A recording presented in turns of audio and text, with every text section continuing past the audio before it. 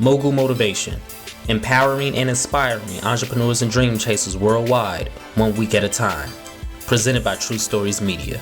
And I'm your host, Antoine Twiz Taylor. Chanell Hale started a hobby in college, and that hobby turned into a business. And that business turned into a nonprofit. And that nonprofit turned into an entire movement. And that movement turned into a lifestyle. This is her story.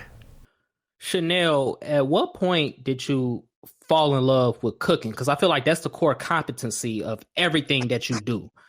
So when did you fall in love with cooking, and how did that catapult into what you're doing now? Wow, that's such a good question. And I do feel like cooking is my center. And I fell in love with cooking when I was at SIU in Carbondale. I was in college. I knew freshman year that I wasn't going to survive off campus food because I had already spent a whole semester eating that student special hot wings and cheesy bread. Hey, I feel like all them state schools had that same damn, combo. Hot wings, the chicken tenders, the cheesy bread and shit. Yeah. Like that cheesy bread was cheesy as hell. It was so cheesy. All the students that's where we got our freshman 15 from, that fucking cheesy ass bread, man. Yeah. And all the hot wings. It was either hot wings from the pizza place or hot wings from Buffalo Wild Wings. So I knew I wasn't gonna make it like eating on campus. And I was just like, this is some bullshit. So for sophomore year, they built these new dorms right across the street from the dorms, but they were like apartments. And you could get one with like a little stove, kitchen in it.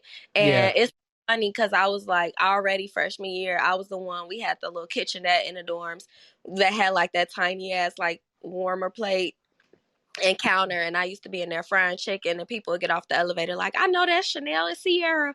We used to be over there making our chicken and ramen noodles on the stove. So I knew that I wasn't gonna make it, and I moved into that new dorm freshman year, and I was so geeked because they let you decide if you wanted to keep your meal plan or purchasing. I said, fuck that. I'm not spending my money on a $5,000 meal plan this year, and that shit not good.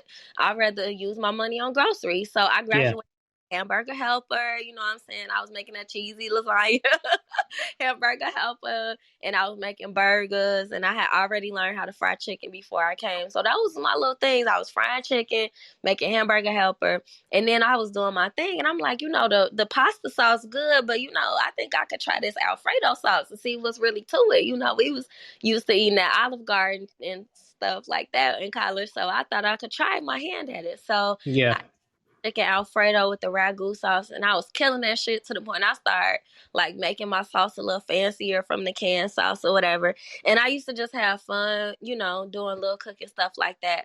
And I didn't know that, I really like cooking at that time, but we would start traveling during spring break, which is the week of my birthday, and I would find us a really good ass restaurant to go eat at, and I would be eating at the restaurant. I'm like, oh, this is good, but it could be better if it was like this or if it was like that. So I would come back to school, recreate these recipes, and I didn't realize that this was like a thing for me. And simultaneously during this time, my brother was killed to senseless gun violence in Chicago. And I realized that cooking, like, it gave me like a sense of joy because I remember for like months I wasn't eating. I must have lost like 30 pounds, and I was like frail. Like my family was worried, and it was like really crazy. And cooking kind of helped me get back into the groove of eating, like just the whole energy of cooking and like feeding people and being around people again. So I started doing these parties and like appreciation dinners. Like, let's do a roommate appreciation dinner, because I had 3 other roommates in the reserves. You already know we had it. We was kicking it at the reserves. It was 4 of us, but everybody had their friends. So even though it was 4 of us, it used to be like 8 people at my house every day. They had everybody want that food. And so we used to do these little roommate appreciation dinners and just regular just dinner. And then I started having these parties called pack parties after we moved from the reserves, where everybody would need to bring a pack of something. So it would be a different theme. Like if it was taco night, then you could bring a pack of tacos or a pack of salsa or a pack of ground turkey or whatever. Or if it was a barbecue pack party, then bring something to throw on the grill or a beer or whatever. So we used to do stuff like that, and that used to be really fun. And then I just became, amongst my friends, known as someone who could cook, and they would like ask me to make that Alfredo on their birthdays and stuff like that. So it Mm-hmm. kind of grew into that, and I really enjoyed just cooking and bringing my friends together. But none of that really like struck a nerve to me that I knew how to cook or that I was good at or anything until the moment I graduated. And I was sitting there trying to figure out what I was going to do when I got back to Chicago, because I had already moved out and came back to Chicago, and my pops was getting on my nerves. So I said, fuck this. I still got Mm. a month left on my lease. I came back to Carbondale, stayed in that house so I could just think and continue to apply for jobs. And I was doing that like every day religiously. That was my job. And one day I just broke down. Like, what am I supposed to be doing? Like, I got bills. I mean, like, do I really have to wait on a job to get money? Like, what can I do with what I'm already blessed with that nobody can give me or take away? Like, what's my gifts? Like, what's up? Like, Yeah. God, talk to me, and I'm looking down, I'm shaking my hands, I'm looking in the mirror, I'm crying. And then I'm like, damn, like, I can cook. I could cook real good. Like, people love my food. And I had this moment of realization where I literally heard God speak to me like, you could cook that food. And so I made a menu, sent it to my family like, yo, I want to open a restaurant. And they was all like, what? You tripping? You just got a master's degree, sis. And I'm just Mm-hmm. like, okay, y'all ain't hearing me though. So I couldn't stop thinking about it, and I would dream about it, and that's how I came up with Dream Events Catering. I woke up one day like, Dream Events Catering, and from there I just started telling people like I cater. I started taking pictures of my food, and I made an Instagram page.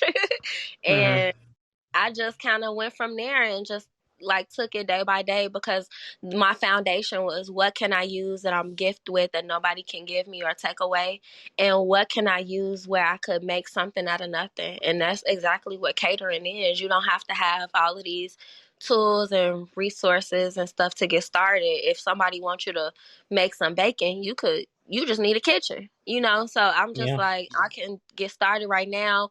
People know I'm getting started, so they not expecting me to have all this fancy shit and be this fancy ass Michelin chef. So I just took my time with it. I didn't try to like be more than I was. I didn't try to appear to be different than what I was. I just have been very comfortable with being on my journey, but always wanting more and knowing that I'm capable of more, and just allowing the time on my journey to bring me into being more. What year was this when you graduated from grad school?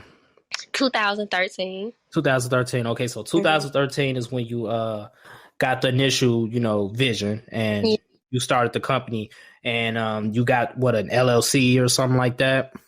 I did a sole proprietorship, so So I'm with. okay, but nevertheless, you made it a real business entity. Yes. So Hmm. you made it a real business entity at that Yeah. point because you realized you was gifted with cooking. That was your gift. It's not like you was even, and I don't really know your full story, but I do understand it. I could speak from personal experience.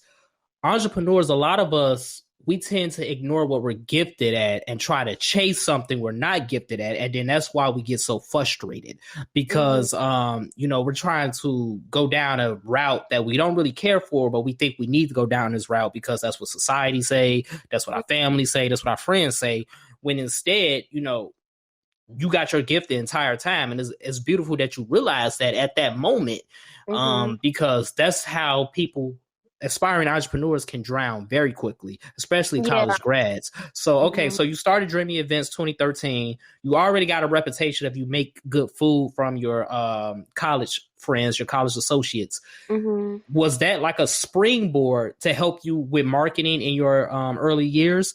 Based off word of mouth from them, is that how you was able to gain some of your first clients? I would say 50-50. One of the girls who was always at my house, she was my first event, Rashida.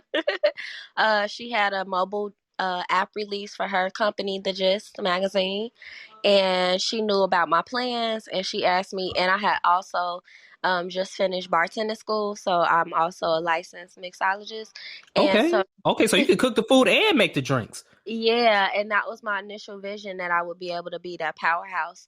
So she booked me, and I did 3 signature cocktails, and I did 3 signature appetizers, and then I had hired 2 girls to like assist me. So my cousin, we did bartending school together, and I wanted her to do it for me, but she wasn't able to that night. But I had my friend Ikma and another friend from college help me out, and so like I would have them like fix plates and walk around serving, and I would mix the cocktails. So now you got your license to be a bartender, and I assume you got your licenses and everything to actually cook and serve food, right? Yeah. Okay, hmm cool. So what are some of the struggles and barriers to entry to this industry? Like on top of getting the licenses, and I'm sure you can expound on that. What are some barriers to entry when it comes to this? Because a lot of people are very particular about their food. Because like even you said yourself, you would be at the restaurant, you would eat things, but oh, this could be better, and I'm sure it definitely could, because a lot of restaurant food, is like just manufactured in a system. Yeah. It doesn't have that tender love and care. hmm What was one of your biggest hurdles to convince people, hey, I can cook, I'm great at cooking, and it's best that you pay for this instead of making it yourself? hmm I would say the biggest hurdle is people not knowing the quality of the service, because when I first started, it was 2013, and like catering to me was not like a popular thing at that point. Like people Mm-hmm. didn't know what I was doing, or they didn't get it. And now, like in the last like 3-4 years, it's become a popular thing to be a chef, or to, if you know how to cook, to be an independent chef and not just work at a restaurant. Because I know a lot of people that went to culinary school and they want to work at restaurants. So I feel like what I was doing like was so brand new in our culture that it wasn't appreciated. And I honestly feel like I didn't become as appreciated as I am now until the pandemic. Mm-hmm. People couldn't go to their favorite restaurant, and then they had to like do something different, and then people eating my food, realizing like, damn, this shit better than the fucking restaurant food. And Yeah.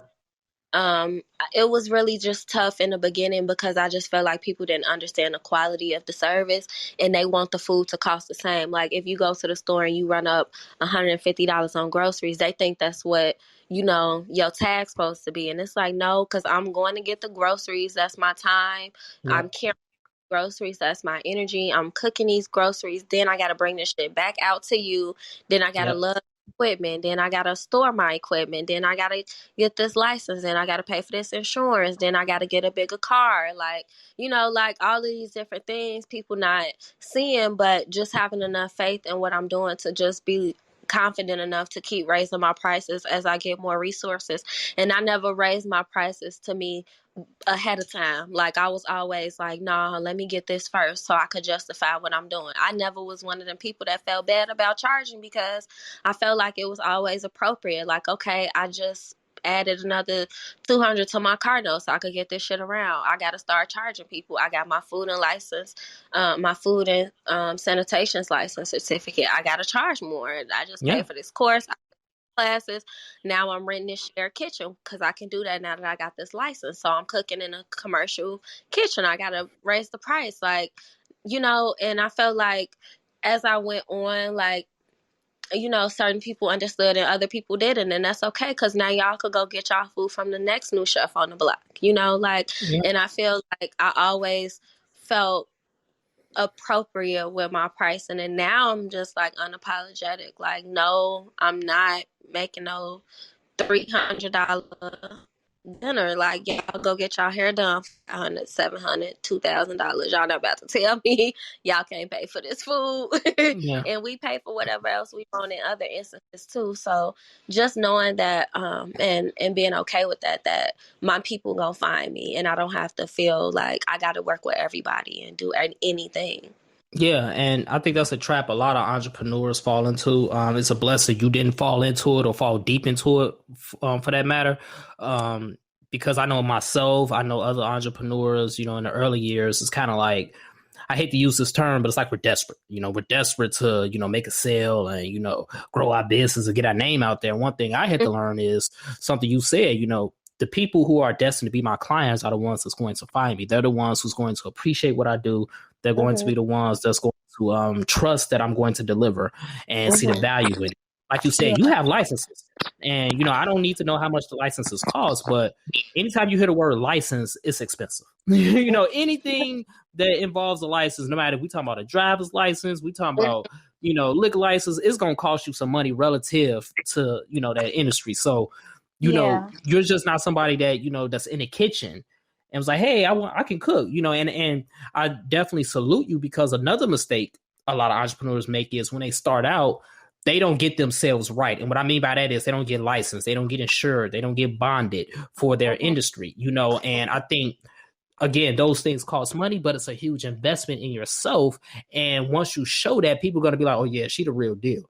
We can trust her, as opposed to trusting such and such around the corner that ain't gonna follow standard procedure. You know what I'm saying? So I think that's great. So you said the pandemic was a huge boost for your business, simply because the restaurants couldn't, obviously operate the same way that they could in the past. I think that's an interesting tidbit, how the pandemic has been a curse, unfortunately, for so many small businesses, but it's been a blessing for so many others. Can you expound on that and tell us, other ways that the pandemic helped you, whereas if the world was still normal, your business probably would have still been stagnant? Absolutely. So, I remember when March rolled around, I was working on this new video that I was about to release, because I was trying to, change my marketing and really uh, help the visual of my business like come to life, so people could really see what I'm doing and why I was worth it. And then the pandemic, kind of shut it down. Like, nah, it ain't time to release this video or nothing. Just sit still on it. And I did that. I sat still for a while and just tried to see what was going to happen for me without feeling fearful, because I'm just like, damn, like, if I can't operate, what the hell am I going to do? Yeah. Like, what am I about to do with myself? So I just sat still for a minute, and something told me to offer plates. Now, that's not something that I do all the time, because it's playing small. I mean, now, honestly, if you got the crew, or not the crew, but the clientele to do plates, and you got 50 people who will come see you a day or a week or whatever, then it's not playing small. People out here getting money with these plates for real. But for me, like, I'd rather have one event, and service 50, 75 people at one time and be on my way, than to be out here making a bunch of plates. Yeah. And the way I serve food is custom everything. So even though I was selling plates, I would have one customer who would want fried chicken wings and lasagna, and another customer who wants some crab alfredo and some stuffed steak. And I'm like, okay, let me figure out how I could do this. And I feel like that was the benefit that I had when I did decide to do the place during the pandemic, was allowing people to order whatever they wanted to. And that made them feel like their money was well spent, because they not just picking from my little daily menu that I was coming up with. They was like, this what I want. And I was taking those custom orders, and I would have like 4 different people making custom orders a day. So that was kind of a lot, because I was making like 8 different meals in one day. And I felt like I was so drained. I'm like, dang, like, all I did was make 8 meals today, and I'm super freaking tired. But I ended up doing that for like 2 months, and it ended up just being nonstop. I posted one picture, and I wasn't even posting that I was making plays. I never made one flyer or said shit about making plays. I just posted to like my customer's place one day, and it just went up from there. Everybody like, oh, I want that. Can I get this? So I started doing these 2 for plates, like, you got to order 2. And so everybody was just ordering like crazy. I would have some clients that came like every day, or that would just come like 4 times a week. They Wow. would, yeah. And then they would start like wanting to celebrate. So I remember the first dinner that I did, somebody just wanted me to like drop it off, and they was like, "We'll set it up or whatever," because they was nervous about the pandemic. And then I had one customer; they was celebrating their anniversary, and they was like, "At first, we wasn't gonna do nothing, and then we saw you post your food, and we like maybe we could get her to come over here." And they was like nervous, and I was nervous because it's the first like, you Yeah. know, thing where we started looking, going back into each other's house a little bit. And I would say that was in like May. And from there, like people see me making myself available to do these in-home dinners, and that went up like crazy. So I started doing a lot of in-home dinners, and that was always my goal. Like as I started catering, I realized that I like doing intimate dinners more. And I'm like, if I could just be doing intimate dinners and just traveling doing these dinners, that would be life right there. So like that is one way that the pandemic catapulted me into this next level of service that I provide, which is something that I've been wanting to do for the last 2 years, is travel and do dinners. And that's what I ended up doing most of the pandemic for the work side of things. And then outside of that, I started my initiative, Feed the Kiddos, which was born out of Mayor Lori Lightfoot closing down CPS schools for one day. And that just turned me up. Like I was on fire. Mm-hmm. And I guess like for me, like that's the way, like the way I heal is through food. And it just ends up being naturally that way. It's the thing for me. Like for me with my brother, and Feed the Kiddos came literally like days after I buried my grandmother. And that was so hard for me to lose her to COVID that I didn't know what else. I didn't know how to handle that in a healthy way, but I didn't want to be destructive to myself. But it was really hard because like damn, like in the first wave of COVID, like my grandma who made it to 90 fucking 8, she had Mm-hmm. to get like everything she fucking survived as a Black woman, she made it through, and then COVID fucking took her out. Almost a It century of life. Yes, almost a century, and she was healthy enough where I know she would have lasted longer if, God willing, if it wasn't for this fucking COVID. And I Yeah. was so frustrated, but I didn't know how to channel that anger. I didn't have a therapist anymore. I didn't know what else to do. Cooking was the first thing, and when I seen that the kids wasn't gonna be able to eat for a day, I didn't know how long it was gonna last.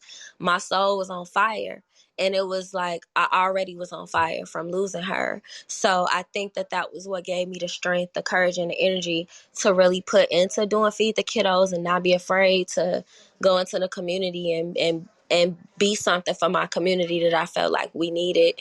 And that changed my whole world. Like me doing that, and it was not about money. I didn't work for 3 months when I did Feed the Kiddos. I wasn't Mm. making no money. I wasn't using volunteer money. And people started saying it like, Chanell, you got to start taking some of this money for yourself. Like you ain't working.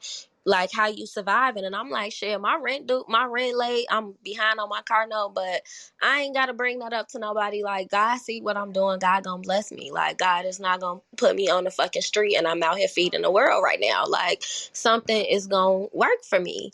And I had to work for it and been working, but God put the customers in my life. You know how people say, Jesus, take the wheel? I don't say that. I be like, Jesus, help me get this car and steer my way, but I'm going to show up and put my hands on the wheel. And that's how Yeah. I am in life. Like, bring me to work, I'm going to do the job. Like I ain't trying to just have all the work or everything given to me. I'm here to be a servant, and I pray for that. I want to be a servant. I want to be a vessel. I want to be used for great things. And I feel like Feed the Kiddos was another great thing for me to be able to like express that and show the other part of me that I'm not out here just trying to make money, and I ain't never been that. And I think that's one thing that people like about me, how humble I am, even though it's kind of I think it's kind of overwhelming sometimes for people to experience my energy because it is so humbling. Like I'm so chill. I'm just such a humbling soul. Like, and I'm just such a hard worker that sometimes people don't expect me to be this way or have the energy that I have. But I'm just literally a person who is grateful that I'm able to wake up every day and use my God given gifts to live and sustain myself. And I don't know another way to be but humble when you can wake up and be that person that God created you to be. Okay, so that's wow, that's some powerful stuff right there. That's a powerful testimony, a powerful story. And I wanna back up so we can dissect that. Mm-hmm. I got two things I want to tackle. So Mhm. first thing is COVID, blessed your business in a new avenue, a new niche, right? Mhm. Yeah. The intimate events, that took Mhm. off. Yeah. So that was a blessing. And then you Mhm. had the unfortunate tragedy. It took your grandmother, who was Mhm. healthy and would still be alive, most likely, had it not been for this pandemic that rolled around. Yeah. So you took that ambition and you took that pain and you morphed it and fused it into like a weapon to wage war on COVID, because you Mhm. created a nonprofit arm. That's essentially what this sounds like. Feed the Kiddos sounds like a Mhm. nonprofit arm of your already entity, Dream Events Catering.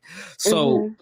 you began to wage war on COVID by doing what COVID would otherwise win in, which is not allowing kids to eat, because CPS shut down and all of that. So I want to just zoom in a little bit on Feed the Kiddos. So you're feeding the kids. How did you operate this? Was you like feeding them at one specific location every day? Was it different locations? How did you get the word out? And how did this, flow in the neighborhood? Mhm.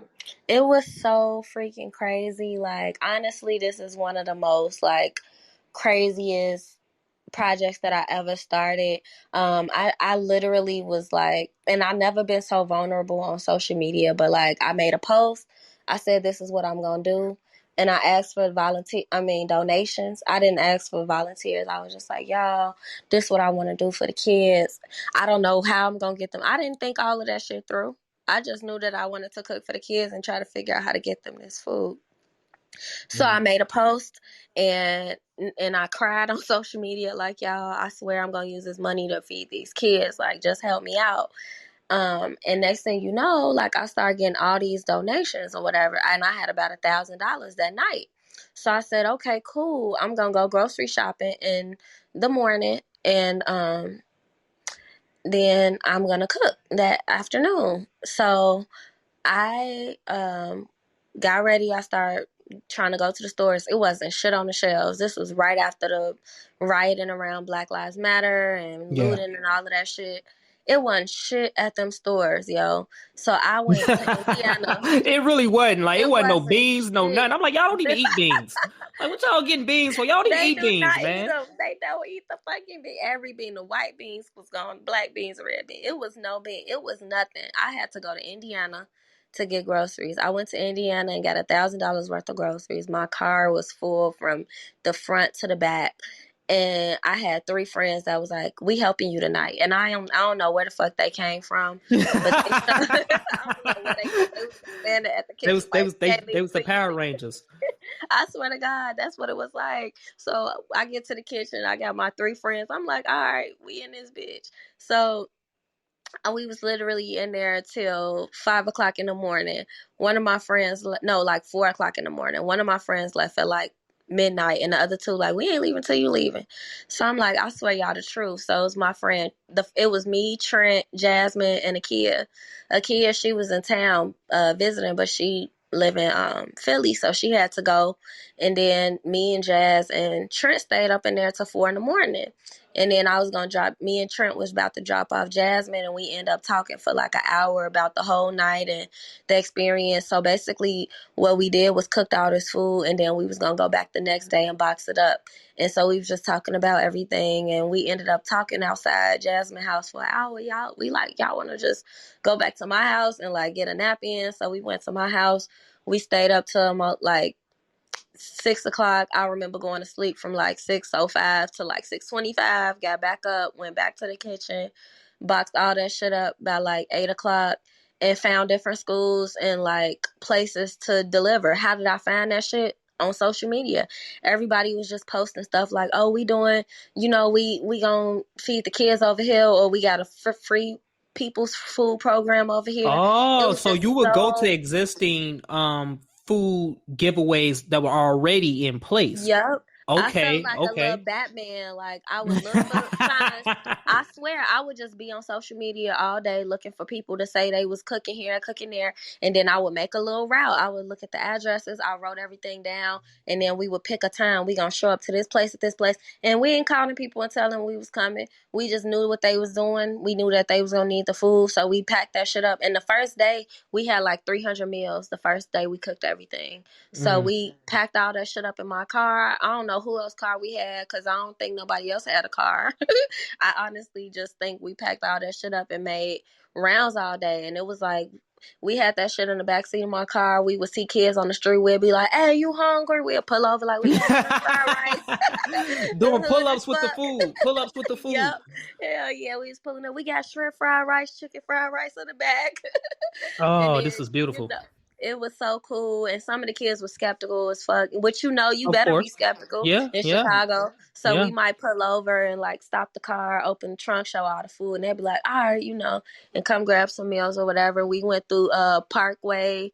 We went through the project. Oh We was yeah, y'all was in the everywhere. trenches. Y'all was in the Yeah, we was trenches. in the trenches. We was all up in the parks and everywhere, just driving through. Like, forget it. Like, whatever. So first we did all the food programs, and then we saved some, like I said, and just drove around and got it until we ain't had no more food. We looked up. It's like 5 p.m. The sun settling down. We like, yo, that shit was crazy. Like, we just did that shit. Like, yo, we just got rid of all 300 of those meals.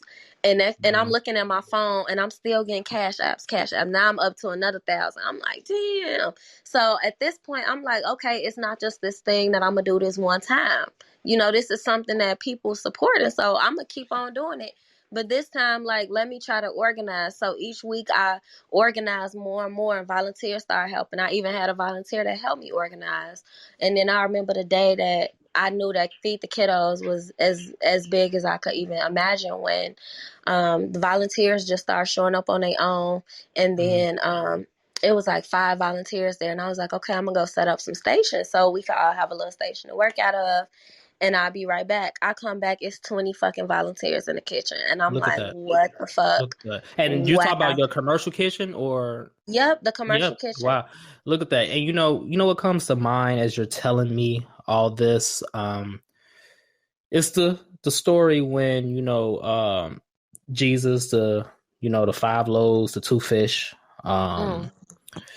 And Dr. Howard John Wesley, he's the pastor of Alfred Street Baptist Church in Virginia. He's from Chicago, though. Mm-hmm. Heard a sermon that he preached one time, and he said, it's hard to conceive, like, Jesus will, like, multiply fish and bread, and, it's just popping up out of nowhere. Mm-hmm. But what I love about how he did this is he said, Jesus fed that crowd not by making food pop up. He fed the crowd because one person prepared a portion for the next person, and that person prepared a portion for the next person, and then that person prepared a portion for the next person, and it just spread until everybody ate. So you prepared a portion, and then someone else came and helped prepare the portion, and then someone else came and helped prepare the portion. That's what it sounds like. It's like Yeah. your energy and your mission, and you funneled that anger into a contagious appetite to serve. That's like how I can just picture this. It's like you created a contagious appetite to serve, and before you knew it, now you're just feeding all these kids around the south side of Chicago, just the city. You're feeding all these kids every day with all of this support, and it all started because you funneled that anger. You didn't allow your thoughts of the passing of your grandmother from COVID to control you. You controlled the thoughts, and you went out there and you just made it happen. I'm mind blown. I'm mind blown. You was doing all this, like you said, car note, past due. That's amazing courage, man. So you started Feed the Kids. Where's Feed the Kids now? And we're like, what's going on with it now? Wow. So one girl saw me do Feed the Kiddos, and she was so inspired. She ended up writing a story. I'm sorry, Feed the Kiddos. Feed the Kiddos. Feed the Kiddos. She sent her bank had requested like stories about people who were doing great things in the community. And she did, I don't know if she knew this when she like submitted my story, but that's how I got covered by USA Today, because that bank was Mm. working with USA Today through an initiative with Facebook for Humankind Stories, and that was like something that changed the whole like dynamic of what I'm doing and people wanting to have these type of conversations with me. And I'm just like, what in the hell? And it's just like that just went to a whole other level of things. And being recognized in the community for doing Feed the Kiddos just helped me continue to do it because more people wanted to support. So I wanted to do an event this winter where it would be like a pop-up shop where people could shop and get food, but I didn't end up getting a chance to do that just because when I finally did go back to work, I never stopped. And that was in October. My work hiatus ended from doing Feed the Kiddos when I ended up doing a private dinner in LA in October. And from there, I literally started working nonstop. The holiday season had came around. I was I worked myself into a freaking hole, you know. And then Yeah. New Year's came, and I January was so dry for me that I couldn't do anything but just thank God because I was so tired, and I just had realized like from starting Feed the Kiddos and doing that for 3 months straight like crazy, like it was like clockwork, and Yeah. then going straight into that dinner and then the holiday season and then not letting up until January. I'm just like, whoo, you know. So now I feel so much more like, even though I felt really present in my life, I just felt like I was like always like on the go and working. And then I needed that time to come down from all of that and like be from the outside, like looking in, because I was on the inside of it so thick, you know. And Yeah. so where Feed the Kiddos is now is continuing to fundraise so that I can figure out the next type of event that I want to do. And I am working right now. I'm going to be having a collaboration that I'm so excited with the restaurant Honey Butter Fried Chicken. Mm. I have created a sandwich that they will sell, and proceeds of the sandwich will be used for any organization that I want. And of course, I'm going to use it for Feed the Kiddos. Yes. And I'm really excited. I'm going to do Feed the Kiddos and the Love Fridge because that's like my favorite nonprofit right now. And they looked out for me as well. Like they had me filling up fridges and they were donating money to me for the food and to me for cooking it. And that was so beautiful that they saw that what I was doing was even worth a donation, like a personal donation. So that was really cool that I got to do that with them. And I love their whole entire mission. And I hope to expand working with them and just be of support to them like they have supported me. And I'm just so excited about this sandwich collaboration. Like the fact that I have a restaurant that loves what I'm doing so much that they wanted me to do this with them. I can't even, like, it's so beyond. When will the sandwich go live? I believe it's going to be May 22nd. May 22nd. Okay. Okay. May Mm-hmm. 22nd. All Yeah. right. So Feed the Kiddos has exploded. It's made a huge impact. All of those good things. The Mm-hmm. second point I want to tackle from your earlier testimony is Dreamy Events is mobile. It's like a mobile business, right? Mm-hmm. It's Absolutely. no brick and mortar. You don't have a restaurant. Tell Mm-hmm. us how that evolved into your current lifestyle that you wanted for yourself. Like, tell us how you got to that point and how it just meshed perfectly with this dream of yours. Yeah. So Dream Events Catering is a mobile catering food entertainment service. And I got to this point because when I was having that moment, when I was in my room asking God, what is my gifts and what am I blessed with? I asked, what can I do that no one can give me or take away, that no one can say, you're ready now? And I came up with Dream Events Catering from that because, again, I realized that this is something that I can make out of nothing. And outside of food being my core, making something out of nothing is my core. And I don't know if that stems from my ancestors or, my family before me, but I think It that could be all of it. yeah, I think that Black people, and I know we're not the only ones, but because I'm Black and this is my life, I'm going to tell it from this perspective. That's all I you think know. That's all you know. I think that Black people have a very beautiful way of making something out of nothing and laughing at our own pain.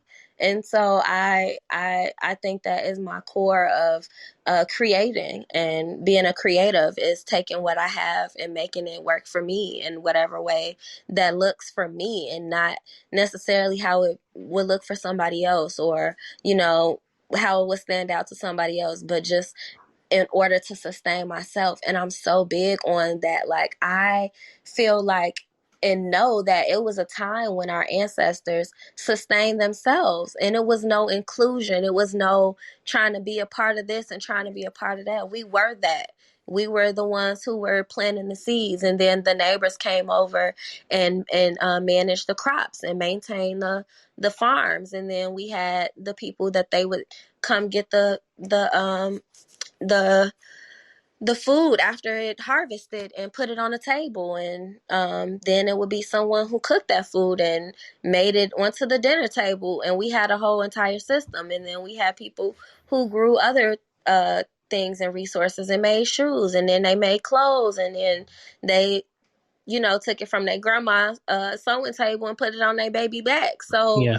I believe that we grew up in a world of people who were used to sustaining themselves. And that is so important to me. Like, that is a huge goal of mine, to be able to sustain myself with my own life, with my own gifts, with my own knowledge, and with what I'm made of. And I think that that is like such a core of my business. And that's how I was able to have this mobile catering company, because I didn't have a brick and mortar. I didn't have money. I didn't have shit. Yeah. So I wanted to still be getting started. I didn't want to sit there and say that, just because I don't have these resources, I can't do anything. And that was something that has helped me change the perspective and grow so much in my own world, just knowing that nobody has to give me anything for me to take what's mine. Since you're mobile, it's kind of like you're mobile around the country now. Yeah. Tell us a little bit about that, and Mhm. because I think it's very interesting, and especially how you got to this revelation. Yeah, so with the mobile catering company, I started to truly desire to get away from Chicago. And not only just because I don't like the city. I love the city, but it was really hard for me to come back to Chicago after losing my brother to gun violence, and just the trauma around that whole thing that I experience on a daily, even to this day, like just being in the city and being in areas that is known for, high volume shooting, and, just the mere fact that we can't even manage to go outside in the summer or even on nice days without someone dying. And just the trauma of us losing so many Black young males in the city is just so heartbreaking. And I had started to really grow this urge and need to get out of the city as often as possible. And I relied on Dream Events to help me with that, because I didn't have money to travel and go anywhere and do all the things that I wanted to do. And Yeah. so I tried to channel that through my company. And so I had been speaking that over myself for a while, that I was a traveling personal chef. And every once in a while, I would get a small booking somewhere. I remember when I got my first booking in LA, it was with my college roommate, Toyin. It was her 30th birthday. And I had just decided, and it was so crazy because I was working full time as a social worker. I was a supervisor of a mental health team, outreach team, where we would go into the community and we would work with people in the community experiencing health and mental health illnesses, dually diagnosed with drug dependency, and we were helping them to find and maintain benefits in the community while also assisting with developing coping skills and gaining life skills to just live everyday normal lives. And so that was a whole lot, just trying to manage a caseload of 80 people and have a staff of 4 grown women.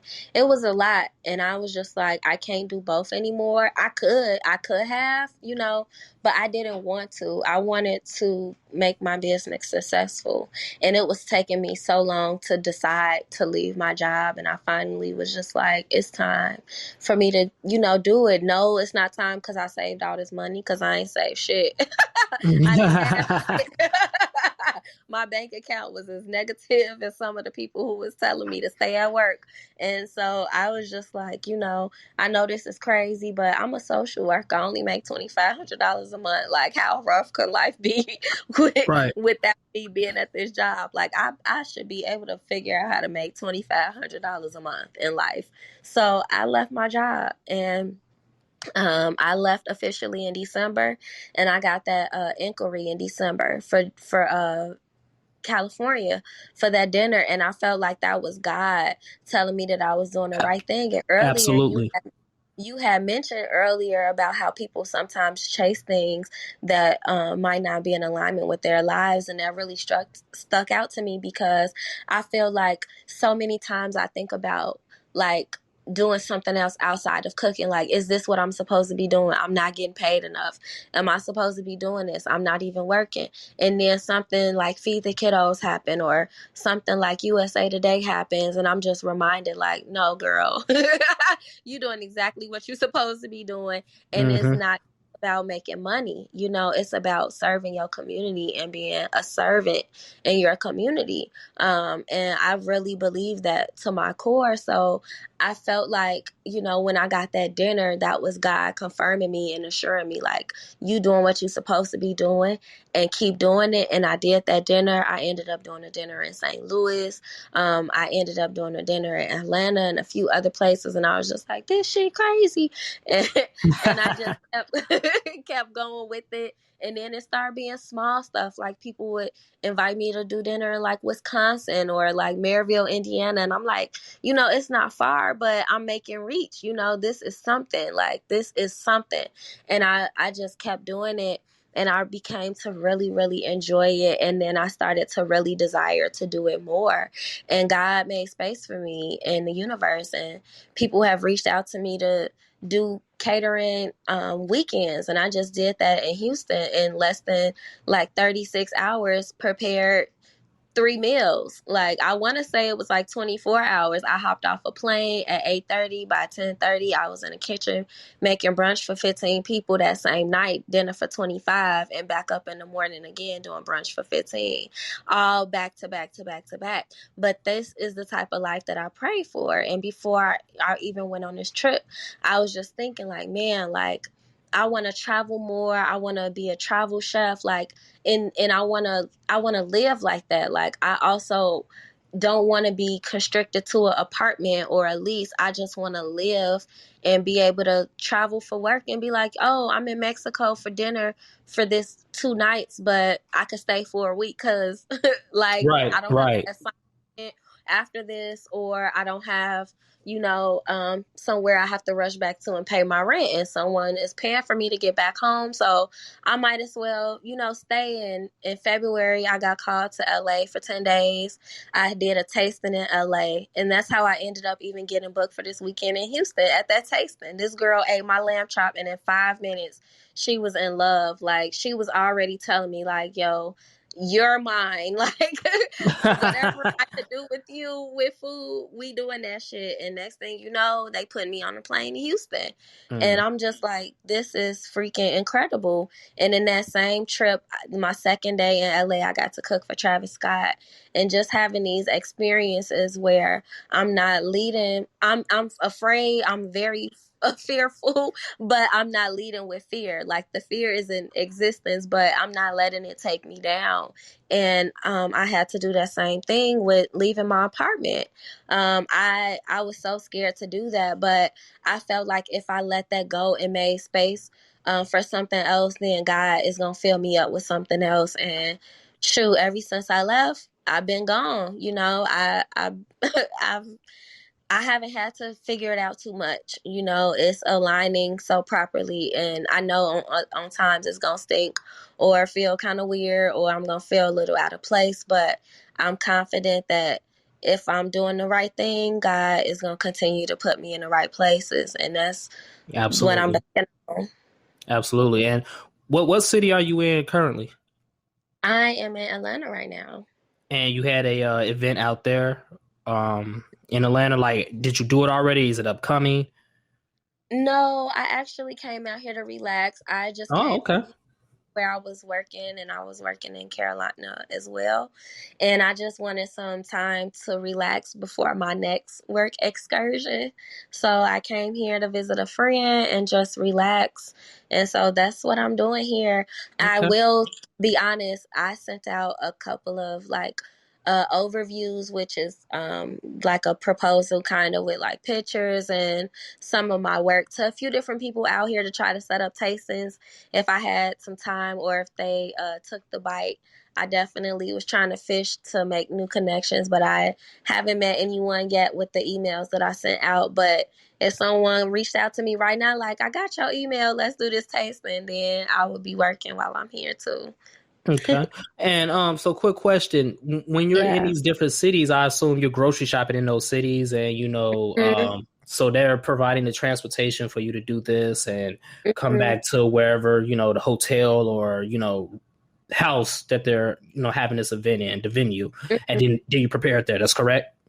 Yeah, so these like I mean, I have not stayed at a hotel. Well, I did stay at a hotel in LA, but most of the time, when people book me, they have a space for me in the house that they book because a lot of times they Got book in it. these huge houses.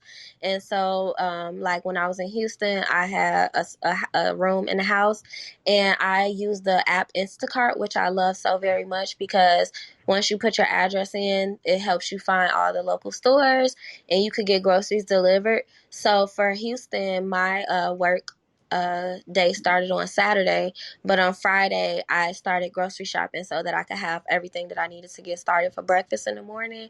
And I had the groceries delivered Friday to the house, and they just put up the groceries for me so that when I came in Saturday, I got started with breakfast. And while I was doing breakfast, I was ordering groceries for dinner. Mm, very efficient. Very efficient. Thank Um, you. this is all of this is amazing, and I say that with a lot of my guests because all of y'all stories are amazing. I love how you're allowing service and faith to lead you, Mhm. and you're just following your passion. So if we look at it from Southern Illinois, the fortunate death of your brother, the fortunate passing of your grandmother, the pandemic, all of these things, what would you say? Feed the kiddos, what would you say was the central motivation for everything Um, that you do in your life? Hands down, my brother is my motivation for everything that I do. Like the mere fact that his life was so short. Um, Helped me see at a young age how short life is. And just reflecting on my brother, he was so beyond his years. He was the most courageous, brave person that I know, and I could still say that to this day. Like, out of all the people that I ever met, my brother was so courageous. And I just think about all that he would have been and all that he would have done with his life. And I know for a fact that he wouldn't have been sitting around living by somebody else's rules or letting somebody tell him how to live his life or use his gifts or how to be strong. And I know for a damn fact that he would never let anybody else tell him who to be. He was always himself, no matter how uncomfortable that made somebody else. And just him, his life, his energy, I live through it. It empowers me, it strengthens me, it gives me every bit of courage that I need to get through anything that I need to get through and do anything that I need to do. And just his presence alone, like I feel it, I know it's here. And so it keeps me going like an energizer freaking bunny, to be honest.